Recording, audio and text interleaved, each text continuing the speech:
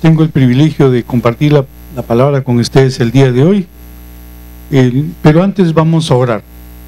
Padre Santo, te damos gracias por este tiempo donde tu Espíritu Santo va a ministrar tu palabra a nuestros corazones. Te damos gracias porque tomamos la decisión de recibir tu palabra, permitir que penetre en nuestro corazón y produzca su precioso y abundante fruto.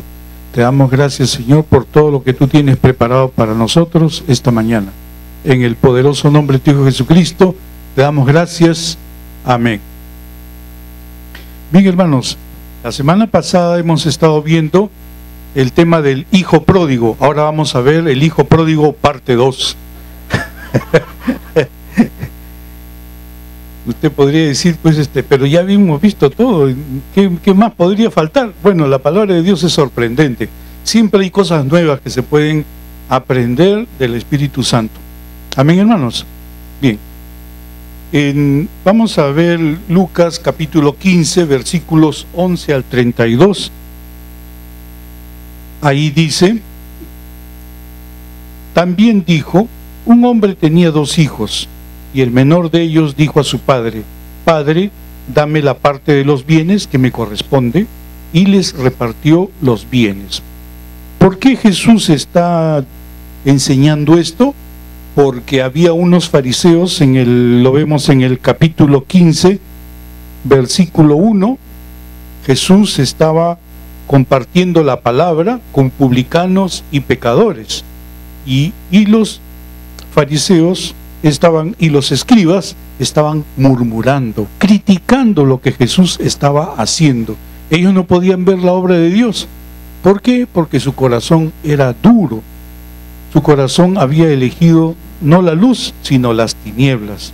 Entonces, cuando Jesús hablaba o hacía algo, no daban pie con bola, pues no entendían lo que Jesús hacía. Claro que en Proverbios se habla varias veces de que no tenemos que juntarnos con pecadores, pero en este caso Jesús está con los pecadores, no para ser convertido por ellos, sino para influenciar sobre ellos. Y esto sí era permitido. Jesús estaba trabajando para rescatar estas ovejitas y retornarlas a la casa del Padre. Eso él estaba haciendo la voluntad de Dios. Pero los fariseos estaban criticando porque a ellos les parecía que lo único que merecían esos publicanos y pecadores era la condenación, la destrucción. Eso es lo que piensa el diablo respecto del hombre que comete un pecado. Pero lo que piensa Dios respecto del hombre que comete un pecado es ir a salvar la ovejita que se había perdido, rescatarla, ¿no? Y por eso una de sus parábolas, una de las parábolas que él habla es sobre la oveja perdida. Pero también les da este segundo ejemplo, el hijo pródigo, a estos oyentes criticones.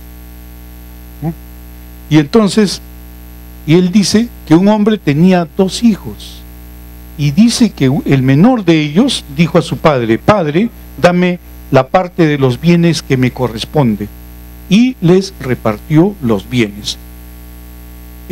Según la ley mosaica, estaba prohibido para un padre dar sus bienes antes de morir. Lo que sí podía hacer y lo que permitía la ley era que el padre podía, a pedido de sus hijos, podía repartir, decir qué parte le correspondía a cada cual y especificar a quién antes de morir. Pero la entrega no se hacía hasta su muerte. Pero acá este hijo, contra todo lo que dice la ley, pasa por encima de la ley y le exige a su padre que le dé lo que le corresponde. Eso era una gran ofensa. Eso era lo que hace un hijo después de un largo proceso donde el padre, ante la actitud de su hijo, trata de corregirlo. ¿Cómo Dios nos corrige? Con su palabra. Y cuando Dios nos corrige con su palabra, nosotros debemos saber que Él está dándonos una luz para evitar que nos caigamos en el camino. Nos está dando una gracia cuando Él habla su palabra para evitar que erremos, para evitar que pequemos. Así que por ese motivo es que cuando Dios nos corrige con su palabra, debe ser el motivo de un gran gozo de parte nuestra, porque nuestro Padre Celestial está previendo la posible caída por estar equivocando el camino, y Él nos está impidiendo que caigamos, nos está impidiendo que podamos estar en peligro, y por eso es que Él nos corrige. Cuando Dios nos ha hecho sus hijos, Él nos ha hecho sus hijos con un propósito, con una misión, con un lugar en el cuerpo de Cristo, con una función. Pero además de eso, Él nos ha dado, para cumplir con esa función, nos ha dado una autoridad. Además, el hijo que va a heredar, él tiene que ser entrenado en ser un buen administrador de lo que Dios le ha otorgado. ¿No es cierto? Entonces, cuando nosotros nacemos de nuevo, Dios nos da un lugar en el cuerpo de Cristo. Nos da un lugar porque ahí vamos a cumplir con una función. Estamos administrando los bienes de Dios. Pero para poder llegar a ser buenos administradores, Él va a entrenarnos. Porque ¿qué sucede, hermanos, cuando nacemos de nuevo? El diablo ha ido trayendo ideas equivocadas a nuestra mente de lo que es Dios, de lo que es el prójimo, nos ha ido trayendo a nuestra mente los valores mundanos, nos ha ido haciendo adquirir hábitos equivocados, contrarios a la palabra, y entonces el Espíritu Santo, cuando nacemos de nuevo, Él empieza a tratar con nosotros. ¿Para qué? Para que podamos ser buenos administradores del llamado que Él tiene para con nosotros. No hemos hecho ningún mérito para ello, porque eso es por pura gracia, pero nosotros tenemos que aprender desde que nacemos de nuevo a ser buenos administradores. Y para ser buenos administradores en este contexto, tenemos que ser enseñables. Debemos dejar que el Espíritu Santo trate con nosotros para que Él pueda ir trabajando nuestro carácter, nuestros sentimientos, nuestros pensamientos, de tal manera que poco a poco nos vamos a ir conformando a la imagen de su Hijo Jesucristo. La meta es ser como Él, y el Espíritu Santo va a tratar de intentar una y otra vez corregirnos para conformarnos con esa imagen. ¿Por qué? Porque Jesús, el Hijo de Dios, siempre tenía en mente a su Padre Celestial. Él es el modelo del Hijo. Él dice, Él siempre mantuvo delante suyo la meta para la cual Él fue llamado a este mundo. Él dijo, yo tengo una comida que ustedes no conocen, le decía a sus discípulos. Mi comida es hacer la voluntad de mi Padre que está en los cielos y acabar su obra. Jesús no perdió su enfoque acerca de la voluntad del Padre. Nosotros tampoco. Tenemos que mantener nuestro enfoque en el llamamiento santo que Dios tiene para cada uno de nosotros. Hay un llamado y también hay una autoridad, mas todo ello tiene que ser trabajado por el Espíritu Santo dentro de nosotros. Ese proceso se llama el proceso de santificación. Es un proceso de gracia donde poco a poco vamos aprendiendo a ser siervos fieles, siervos buenos y prudentes, siervos que aprenden a disfrutar de las bendiciones del pacto, de la bendición de caminar en gozo, en alegría y en paz. Entonces, el Padre, eso es lo que hace. Pero debemos reconocer que todos nosotros tenemos que, durante toda nuestra vida, vamos a ser corregidos por el Señor, porque nadie nace perfecto. Todos necesitamos de la gracia de Dios para agradar a Dios. Nadie nace ya conformado a la imagen de Jesucristo. Tiene que renovar su mente, tiene que permitir que el Espíritu Santo vaya puliendo su carácter. ¿No es cierto? Todos nosotros tenemos que ser corregidos a lo largo de toda nuestra vida. Pero el Espíritu Santo espera que nosotros, al ser corregidos, nos dejemos guiar por Él con alegría. ¿Por qué? Porque la corrección es para nuestra bendición. La corrección es para el bien de nuestra iglesia. La corrección es para que, ubicados en el puesto correcto, hagamos bien nuestra función de administradores de los bienes de Dios en esa posición donde Dios nos ha colocado. Está uno llamado en el ministerio de ayuda. Ahí va a ser administrar esa área, va a ser nuestra responsabilidad. Está llamado a ser pastor, profeta, maestro. En esa área tienes que responder ante el Señor. Pero ¿qué sucede? Que a veces nosotros nos volvemos necios. El Espíritu Santo quiere corregirnos y lo hace una y otra vez, ¿no? Pero nosotros no queremos a veces ser corregidos. No queremos que esa área oscura y lóbrega de algunas áreas de nuestra vida sean corregidas. Ni siquiera queremos que el Espíritu Santo prenda su linternita para que veamos qué cosa es lo que hay dentro, ¿no? Y toda área oscura, Él quiere iluminarlas porque Él quiere todo nuestro corazón. Y Él quiere poner ahí lo suyo y sacar todo lo que el diablo ha ido poniendo. ¿No es cierto? Entonces debemos de ser enseñables. Y y nosotros somos enseñables ante el Espíritu Santo cuando escuchamos su voz y obedecemos su voz, ¿no? Pero la palabra de Dios dice también que mira que pongo delante de ti la vida y la muerte. Escoge pues la vida. El Espíritu Santo sí nos ama. El Señor, nuestro Padre Celestial, Él nos ama, pero Él respeta nuestra libertad. Él puede querer que podamos ser muy felices, disfrutar de las bendiciones del pacto, llegar a que en nuestra vida se cumpla el propósito de Dios, pero depende de nosotros en última instancia aceptar o no la gracia. Y a veces nos ponemos necios y no queremos recibir esa gracia hasta que llegue el día donde, de tanto que el Padre nos insiste, ya somos necios al extremo que lo desconocemos como padre, igual que este hijo pródigo, ¿no? Que quería que su padre se muriera, ¿no?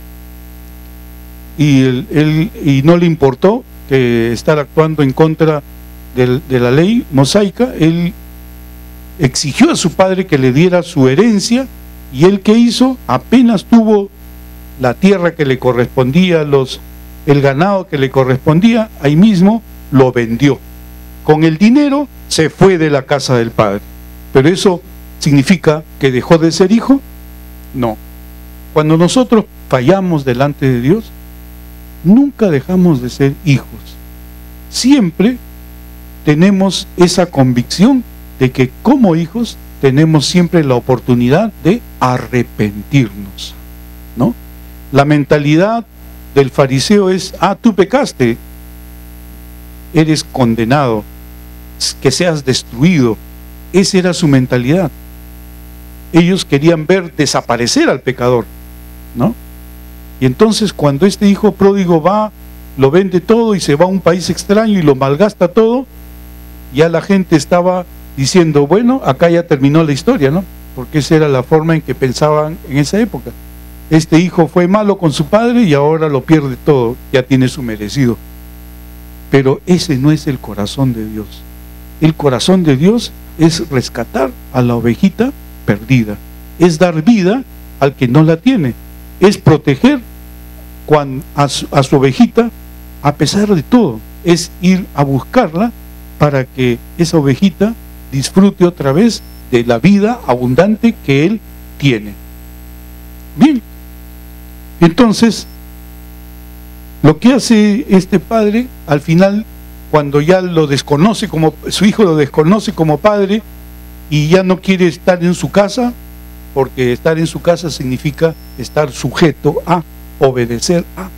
él quería obedecer a sus propias pasiones, ¿no?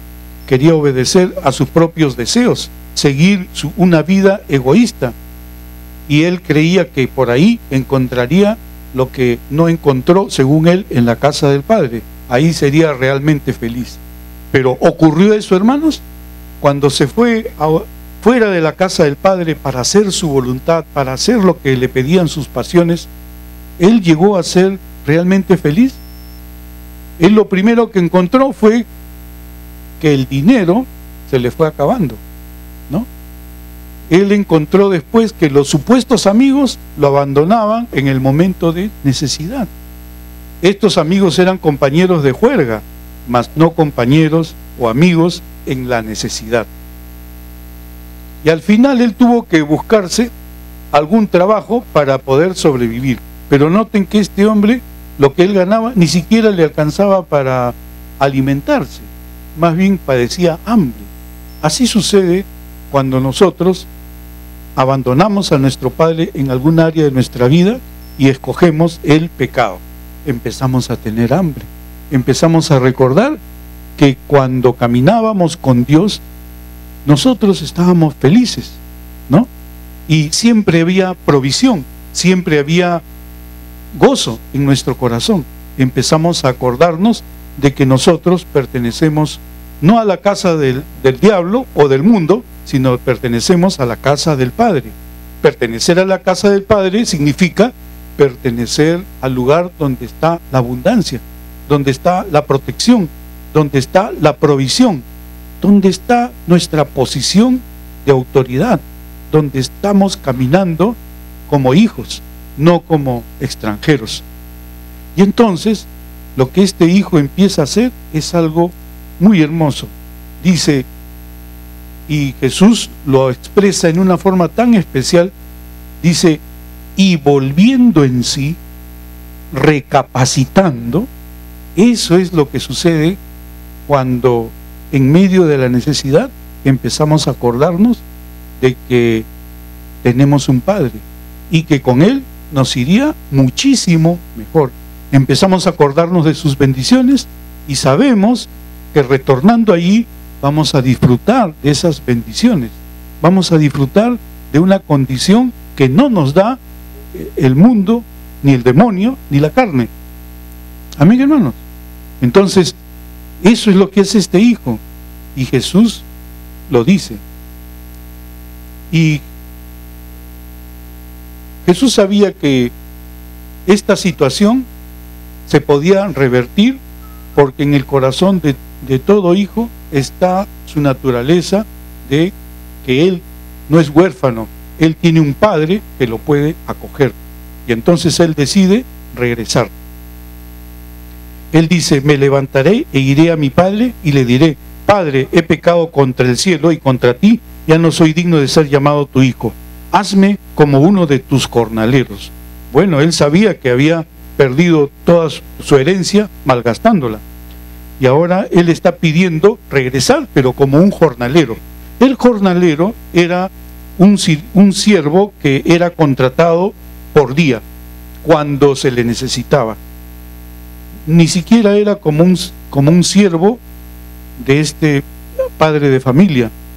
El siervo o el esclavo era parte de la familia y tenía todos los derechos y la protección que había en la casa del padre.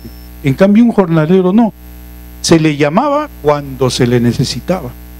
Y entonces, cuando no se le necesitaba, era un día de hambre para este hombre, ¿no? Entonces, es lo que él hace. Y regresa. ¿Y el padre qué hace? El padre no permite que su hijo le diga que quiere ser como un jornalero. El padre va, corre, lo abraza y lo llena de amor. Eso es lo que recibimos de Dios cuando volvemos a Él. Cuando nos arrepentimos de nuestro pecado, Él viene a nosotros y nos bendice con su amor. Pero este amor que Dios nos da es incondicional. Recuerden, hermanos, que cuando nosotros perdonamos, tenemos que perdonarlo como Dios lo hace, con todo nuestro corazón, ¿no?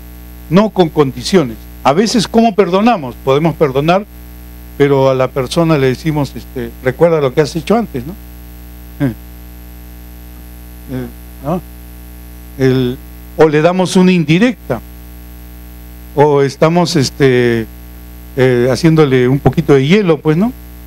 Para que recalcar, pues, que él ha estado en falta antes, ¿no? Pero ese no es el verdadero perdón. Lo que hace que una persona pueda edificarse es el amor como Dios nos lo da. Es un amor incondicional, no basado en nuestros méritos, sino en el amor que es pura gracia de Dios. No está basado en lo que el arrepentido hace, sino está basado en su pura gracia. Por pura gracia Él nos acepta, nos acoge, nos bendice, nos restaura en nuestra posición de autoridad, nos restaura como hijos. Vean ustedes que lo que hace el Padre es sacar el mejor vestido. Habíamos dicho que el mejor vestido lo llevaba el Padre como un signo distintivo. Ahora lo que el Padre está diciendo es: Él es mi hijo y Él tiene mi autoridad, y por lo tanto quiero que todos lo reconozcan como tal. Luego dice: ponerle un anillo en su mano. Si un hombre le daba a otro su sello privado, era lo mismo que darle el poder para ser su apoderado. Él podía actuar legalmente a nombre de su padre. Él fue restaurado en su posición de autoridad. Cuando usted sale a predicar la palabra de Dios, ¿en nombre de quién está yendo? En nombre de Jesús, ¿no? Cuando usted ejercita su llamado, si usted está en el ministerio de ayuda, si usted pertenece al ministerio quíntuple, ¿en nombre de quién está ejerciendo esa autoridad? En el nombre de Jesús, en el nombre de Dios. Entonces, en esa posición de autoridad es cuando realmente podemos ser bendecidos. Cuando una persona está sujeto perfectamente al llamado de Dios y obedece sistemáticamente lo que el Espíritu Santo le dice, esa persona está revestida de la gloria de Dios. Esa persona es objeto de bendición.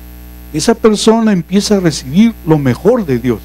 Esa persona empieza a disfrutar de la justicia, paz y gozo que el Espíritu Santo promete a los que viven obedientemente a Él. Entonces, Él fue restaurado en su posición de autoridad. Y dice, y póngale calzado a sus pies. Bueno, solamente llevaban calzado los hijos del Padre. Y entonces ahora el Padre quiere que todo el mundo sepa que Él no es restaurado como un esclavo, sino como un hijo. Es decir, que Él es libre. Amén, hermanos. Nosotros podemos decir que somos libres, pero a veces lo decimos de boca para afuera. Cuando Dios te hace libre, tú realmente eres libre. Lo único que tienes que hacer es ser guiado por el Espíritu Santo. Y eso es lo que más quiere Dios para ti, para cada uno de nosotros. Si tú eres guiado por su Espíritu, tú eres objeto de las bendiciones de Dios. Tú eres objeto de lo mejor de Dios. Tú vas a caminar en victoria todos los días de tu vida. Así, pero ¿qué implica? Implica que tú debes obedecer a Dios con todo tu corazón, con toda tu alma, con toda tu mente, ¿no?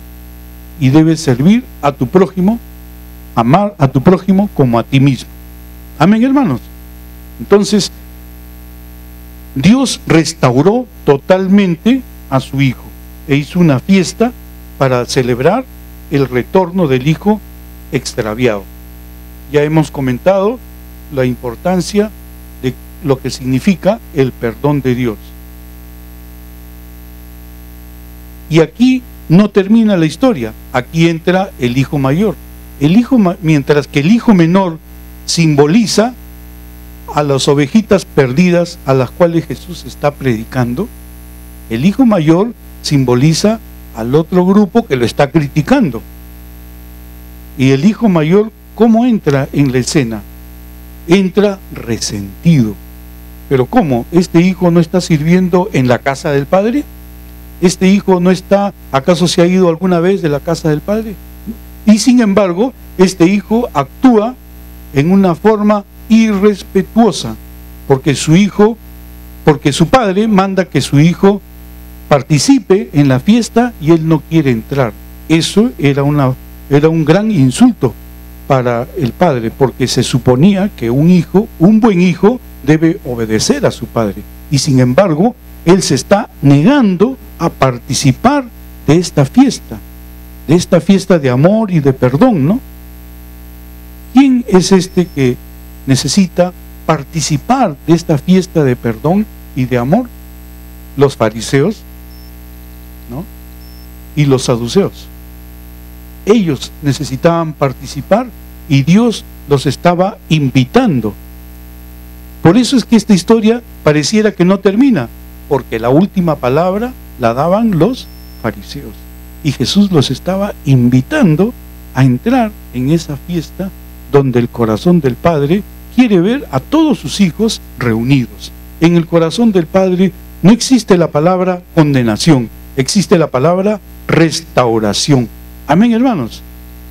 Bien, entonces el hijo mayor se pone del lado de la justicia de los fariseos, que hubiera preferido ver al hermano castigado, destruido, alejado, ¿no? Pero eso, como ya hemos comentado antes, no es el corazón de Dios. En el corazón de Dios está la restauración del pecador. Pero tenemos que recordar que ¿cómo era este hijo? Sus años de servicio, aunque él había estado sirviendo a su padre, hay que preguntarnos cómo lo hacía, porque a veces servimos a Dios con todo nuestro corazón y eso es lo que honra a Dios, pero a veces servimos a Dios a medias, de boca para afuera, pero por dentro estamos muy molestos porque para nosotros nos parece una carga, a nosotros nos parece algo pesado para cumplir. A ver, hermanos, nosotros tenemos que hacer las cosas como a Dios le agradan. Cada uno de nosotros tiene un llamado en esta iglesia. Cada uno de nosotros tiene una posición en la que Dios nos ha puesto en el cuerpo de Cristo para bendecir a otros, no solamente a nosotros mismos, ¿no? Pero ¿cómo estamos haciendo nuestro trabajo? ¿Lo estamos haciendo de corazón, como sirviendo al Señor? ¿O lo estamos haciendo por costumbre, por tener una figuración o por tener un título, mas no estamos entregados de todo corazón a Él? ¿Cómo lo estamos sirviendo? Es algo que tenemos que revisar en nuestra vida. Pero ciertamente la bendición no está en una entrega a medias, sino en una entrega completa de todo nuestro ser, en el rol, en el llamado que Él nos ha traído a cada uno de nosotros. Él quiere que seamos buenos administradores, buenos herederos de lo que Dios nos ha dado. También su actitud revela una gran falta de simpatía por su hermano. Miren lo que él dice. Pero vino acaso dice en el versículo 30, dice, pero cuando vino tu hijo, no dice cuando vino mi hermano, no le llama mi hermano, sino le llama tu hijo. Cuando una persona está en pecado, desconoce a sus hermanos y los llama, mira, tu hijo lo que está haciendo, el otro tu hijo, mira, ve, tiene tales defectos. Es una persona criticona, que para criticando a los demás y en lugar de edificarse espiritualmente, está destruyendo su propia vida, está creando un espíritu quejumbroso, ¿no? Que más bien es un poco ácido, todo lo que toca lo consume, pues, ¿no? Entonces, esto es lo que estamos descubriendo en la actitud de ese hijo. El hijo tenía muchos años sirviendo a su padre, pero eso no hacía que él lo estuviera sirviendo bien. Servir bien es servir a Dios con todo nuestro corazón, con toda nuestra alma, con toda nuestra mente. Servirlo a Dios es involucrar nuestro destino, nuestra vida, nuestros pensamientos, nuestros sentimientos, todo para Él, para que se haga lo que Él quiere y lo que Él ama, ¿no? Entonces, y a su papá tampoco lo trata como padre. Él no lo llama padre ni señor, simplemente empieza a criticar a su hermano, pero ignora el trato de padre o señor que debía dar todo buen hijo a su padre. Cuando una persona está sirviendo al Señor, su padre es su padre, y entonces de por medio está el respeto, ¿no es cierto? ¿Cómo respetamos a Dios? Respetando su palabra. Y en este caso, este hijo desconocía su posición de hijo, y a su padre le desconocía su posición de autoridad, su posición de padre, aunque le estaba sirviendo aparentemente, ¿no? Bien, parecía también tener la mente sucia este hijo mayor, porque miren, nadie había mencionado la palabra prostitutas. Sin embargo, él levanta esto y a este hijo tuyo que ha malgastado su dinero en prostitutas. Pero recuerden, hermanos, que de la abundancia del corazón habla la boca. De repente él también quería el mismo destino que su hermano, ¿no es cierto? ¿Por qué él está levantando este argumento?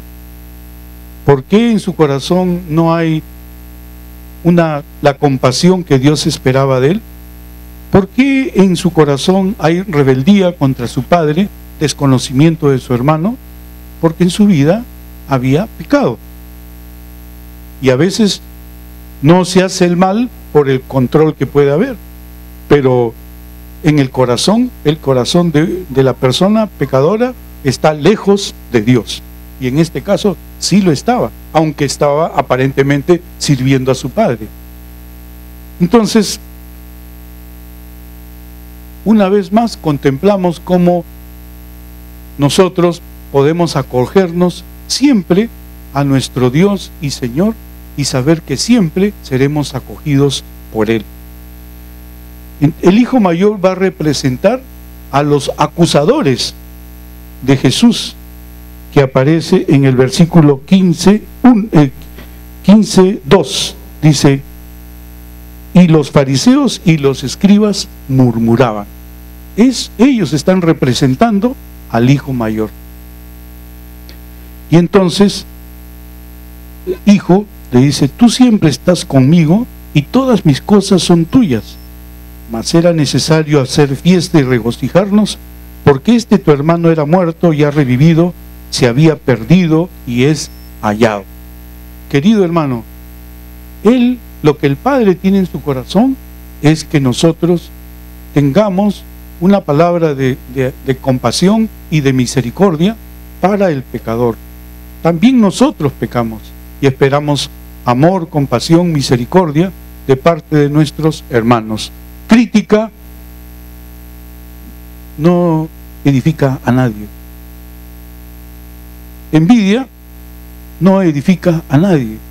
Estas cosas no vienen de Dios, vienen de la lóbrega habitación del diablo. Alejémonos de estas cosas, porque podemos, si nosotros no tenemos el tino de rechazarlo, nosotros podemos caer también en esas cosas, ¿no? En la crítica, en la condenación, en el estar fijándose en los errores de otros, cuando tenemos una tremenda viga en nuestro propio ojo, ¿no? Entonces nosotros somos hijos de Dios, y Dios espera que nosotros tengamos su corazón hacia, su mismo corazón hacia nuestros hermanos. Bien, hermanos, vamos a quedarnos en este punto.